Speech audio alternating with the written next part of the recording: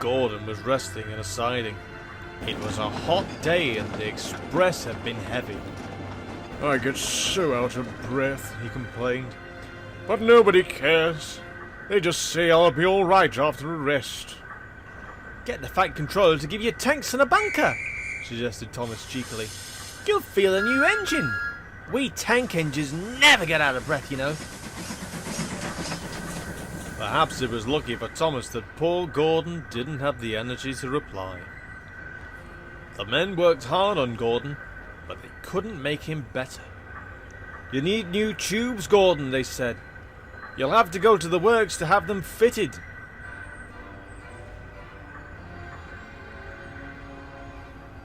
Whilst Gordon was being mended, Henry pulled the express.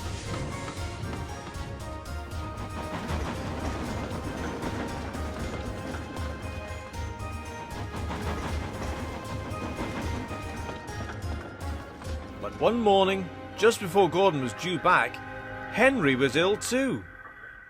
"We've no spare engine except Thomas," the inspector told the Fat Controller. "But he can't pull the train on his own." "Could Percy help?" asked the Fat Controller. The inspector shook his head. "The two of them with Duck might manage," he suggested. "It's only as far as the works. They're sure to have a spare engine there." So the three tank engines were coupled together.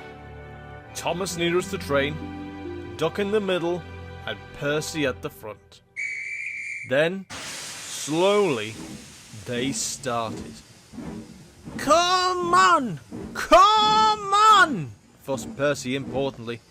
"We're doing it! We're doing it!" puffed Duck. "Pull harder! Pull harder!" grumbled Thomas to the others.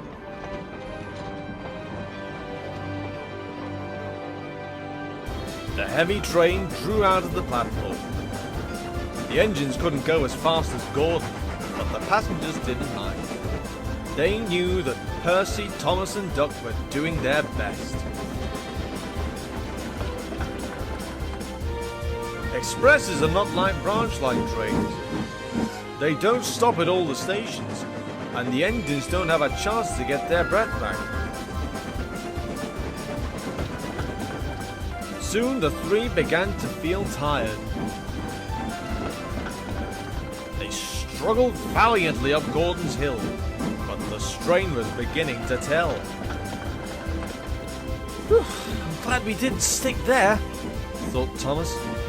"Gordon would never have let us hear the end of it."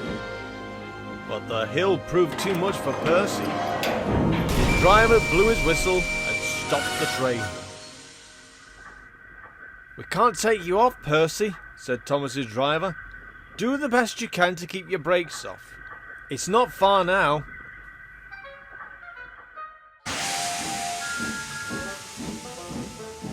This made things harder for the other two, but they struggled gamely on.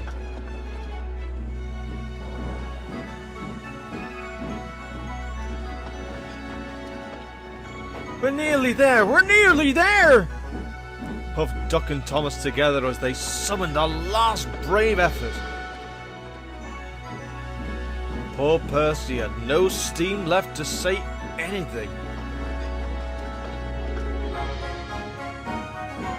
They were just passing the works when Duck found he could go no further.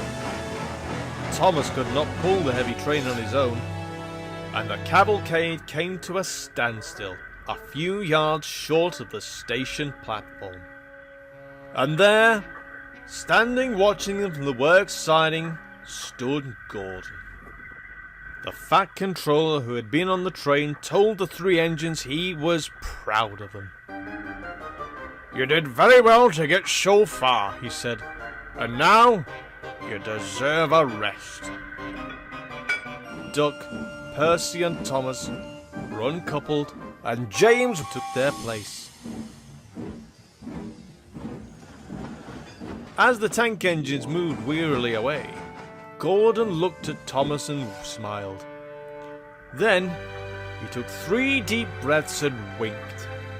He didn't need to say anything. Thomas knew exactly what he meant.